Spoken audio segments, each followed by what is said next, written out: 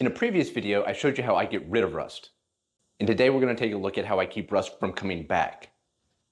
The first thing you have to do is make sure the surface is clean.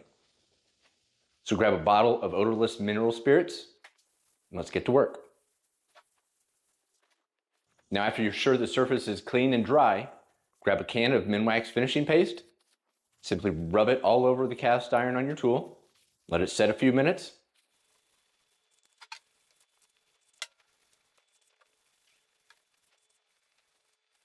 And using a clean paper towel, wipe the excess off. It's pretty simple.